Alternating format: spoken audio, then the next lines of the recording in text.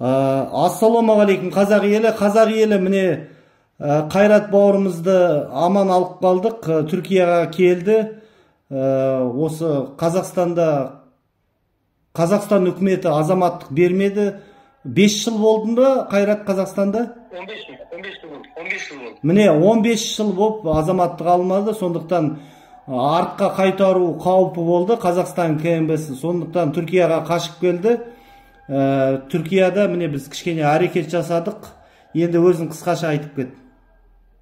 Ассалаумағалейкум қазақ елі. Аллаға шүкір, міне аман есен шықтым. Осы жердегі түрік халықтарының қолдауымен, осы жердегі ұйымдардың қолдауымен мен аман есен шықтым. Қуат ағама рахмет.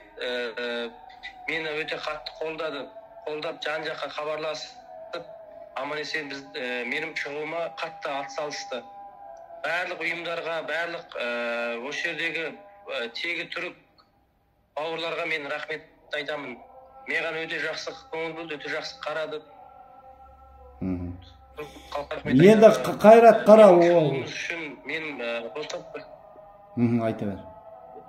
Бостандыққа шығуым үшін тегіміз түрік деп қатты кірісті мен жұмысыма. Өте көп рахмет сіздерге. Иә. Қайрат, сонда Түркияға келгенде де Қытайға депорт жасау қаупі болды ма? Өте қатты болды. Я депорт жасап өтеміз деді. Мен салып жүреміз деп ана қағаздарға қол қой деді, бірақ мен қол қоймай қойдым. Сол кезде мен сізге связьға шықтым ғой, звондап айттым ғой, Қуат аға менде қиын болып жатыр деп. Депорт қылып жүреміз деп жатыр деп. Маған бүгінге билет алып қойған ғой, депорт қылуға билетті алып, самолетқа орын алып қойған ғой. Кейін өшмелік жерді шу болды, сіздер жан-жаққа хабарласып съезға шыққаннан кейін олар ақырындап маған жақсы қарады. Жақсы. Иә, қазақтар осылай бас қосып бірікпесек, осылай бір-бірлеп бізді құртады. Сондықтан біз енді шетелде жүрсек те, Украинада болсақ та осылай әрбір қазағым жалғызым деп Украинада да қазақтардың біразына көмектестік. Қазір Түркияда болсақ та міне осы Қайрат бауырымызға әрекет жасадық, көмектестік. Осы Түркиядағы бозкурттарға рахметімді